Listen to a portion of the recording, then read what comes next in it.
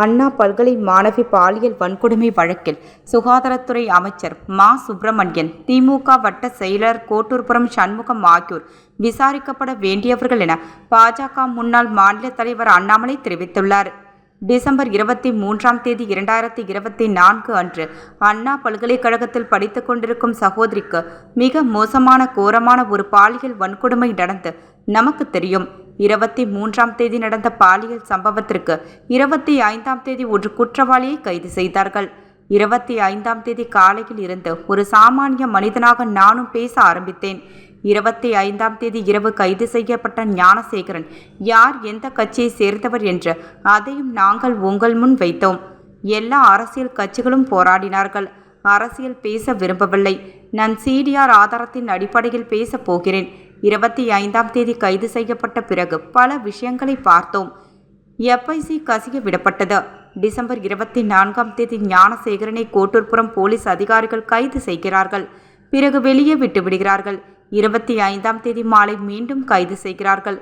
ஏன் கைது செய்த பிறகு விடுதலை செய்தார்கள்? இதில் யாரெல்லாம் சம்பந்தப்பட்டு இருக்கிறார்கள்? எதற்காக திமுகவில் சில தலைவர்களுக்கு பதற்றம்? சம்பவம் நடந்த அன்று ஞானசேகரன் தொலைபேசி பிளாட் மோடில் இருந்ததாக அரசு வழக்கறிஞர் சொல்லி இருக்கிறார். 8:52 மணி வரை பிளாட் மோடில் இருந்ததை தான் சிடிஆர் சொல்கிறது. பெண்ணை வன்கொடுமை செய்த பிறகு இரவு 8:55 மணிக்கு ஞானசேகரன் முதலில் ஒரு போலீஸ் அதிகாரிக்குத்தான் போன் செய்துள்ளார். காவல்துறை மீது நான் அதிக மதிப்பு வைத்திருக்கிறேன் என்று எல்லோருக்கும் தெரியும். அந்த காவல்துறை அதிகாரி பெயரையும் பதவியையும் மொபைல் எண்ணையும் வெளியிடவில்லை. 48 மணி நேரம் கழித்து அரசு என்ன பதில் சொல்லும் என்பதை பார்த்துவிட்டு வெளியிடுகிறேன். 6 நிமிடம் கழித்து 9:01 மணிக்கு ஞானசேகரனுக்கு மீண்டும் அந்த போலீஸ் அதிகாரி அழைக்கிறார். அந்த போலீஸ் அதிகாரி யார்? அவர் பேசியதை மறைத்தது ஏன்? சுகாதாரத்துறை அமைச்சர் மா சுப்பிரமணியன், திமுக வட்ட செயலர் கோட்டூர்புரம் சண்முகம் ஆகியோர் விசாரிக்கப்பட வேண்டியவர்கள். 25 மீண்டும் ஞானசேகரனை கைது செய்த பிறகு அண்ணா பல்கலை கேமரா வேலை செய்யவில்லை என போலீசார் சொல்கிறார்கள். அண்ணா பல்கலையில் அதிகாரியாக வேலை பார்க்கும் நடராஜனும் திமுக வட்ட செயலாளர் கோட்டூர்புரம் சண்முகமும் குறிப்பிட்ட அந்த 4 நாட்களில் மட்டும் 13 முறை பேசியுள்ளனர். டிசம்பர் 24 இரவுதான் முக்கியமான தினம். அன்றுதான் ஆராதங்கள் அழிக்கப்பட்டன.